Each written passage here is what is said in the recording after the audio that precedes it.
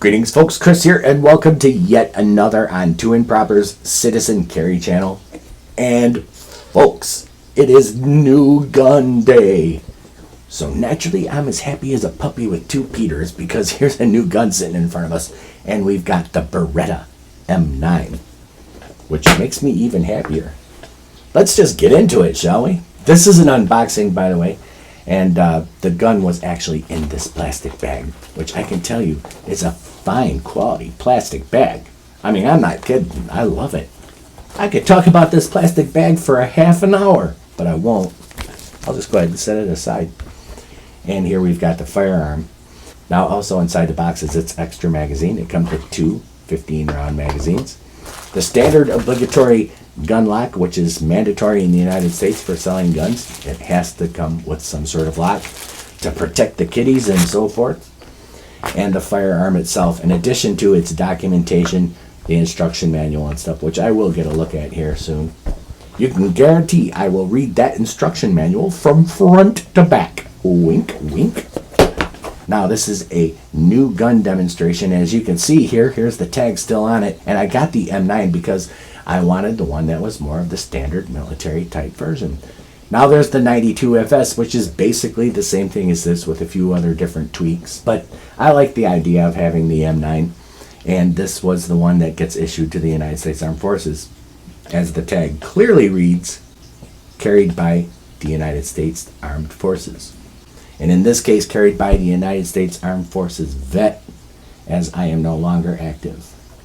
I'm too old and fat for such activity. So here is the gun. And it is a beautiful gun, by the way. Now many of you are probably asking, why are you so late to the dance? Haven't so many people already done the Beretta M9? They already have. The M9, the 92FS, it has been covered. But this is the first time I have actually owned one. Now I've shot them before, and this M9 right here is in good shape compared to the one that I shot first. Now the one that I shot first was very, very used, and it was in rough shape. It looks like it was dragged behind a car through the back streets of Uganda. It was in awful shape, and this one here is smooth and pretty, like your host. Let's get close-ups. There we go. You can see the US 9mm M9. And on this side it will have the PB mark right here, which stands for peanut butter. No, I'm not really sure what it stands for, but there's the PB mark. I think it's Pietro Beretta. And as you look at it through here, I think you've got the USAA, US Beretta USA Corps. Here's the M9 designation and the serial number right here. This one was made in that Beretta factory in Tennessee. Thank you guys, and here it is. Now this is a classic gun design, so I'm naturally very happy to have it, and I am going to give it credit for being magnificent in its time. So, with that being said, this is a slide-mounted decocker / safety, which I am not. I am going to break everybody's mold, and I will choose not to bitch about the slide-mounted decocker safety. And I'll tell you why. First of all, here's what people were complaining about. And a lot of people were complaining about this, and it's ambi, by the way. It's on both sides. And they didn't like the placement right here on the back of the slide. Yeah, maybe they could have put the safety levers on the frame, but they didn't. That was the design of this pistol. Again, this was a groundbreaking design for its time. But this is a decocker / safety, so you can see it's ambi, and I decock. And after I decock, it creates dead trigger, and it's the safety. So a lot of people were complaining about that because they would like it to snap back into position right now so you could go into double action like this. But a lot of people were also complaining about the placement of that because when the slide is back, if they want to slingshot chamber their new rounds, they feel impelled to grab the safeties while they're letting it go with the fear that it's actually going to engage or disengage the decocker. So a lot of people apparently have had that happen, but you don't have to have that happen. Why not grab it right here where the serrations are and let it go, right? I didn't have a problem with that. Or even better yet, hello, why not use the slide catch / slide release right here and slingshot your round into chamber, right? What's wrong with that? So I'll decide whether or not that's going to send me to the psychiatrist, as it has done so many others. But right now, I don't really have the belief that it's going to.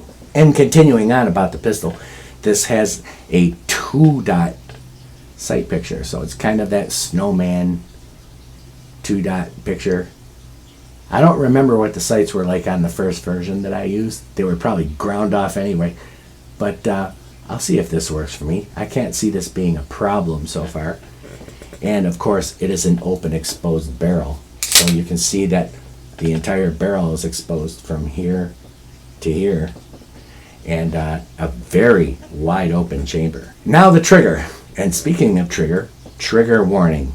If seeing the finger on the trigger of an obviously unloaded firearm is enough to cause you night sweats or make you spontaneously burst into virtue signaling your safety prowess, you may want to turn your head during this, because this is indeed a demonstration video. Anyway, the trigger, the double action trigger pull, I'd have to say is about 15 pounds. It is hard, it's long, but it is very smooth. Very nice. The single action trigger is, here's your take up right here. Wow, about 4 pounds. I think that's about 4 pounds. And your reset is just like this. For you reset queens, here you go. And let me do it this way so that it feels more natural here. Good close reset. Pretty tactile. A little bit of take up and then disco. So far it's a pretty good trigger, and we are going to be finding out very soon whether or not this gun is functional. And again, my hunch is that this gun is going to be functional. So stand by for that video, which is going to be the first shots video on the Beretta M9. But the purpose of this video was the unboxing, so I hope that you enjoyed this production. And folks, while we're on, please consider donating to Two and Proper's Citizen Carry channel via Patreon. That's 2i on Patreon, and the link will be in the description below. But any little bit helps. $1 a month, you barely even notice that coming out of your paycheck. $3 a month, it definitely helps this little production guy bring you better content, more quality content, more content with just simple donations. So I feel that every little bit helps, and I appreciate anything anyone is able to do to continue helping me bring you productions. And thanks for watching. God bless America, and keep on protecting your families, yourselves, your country, its flag, and its honor. It's the patriotic thing to do, and it's the right thing to do.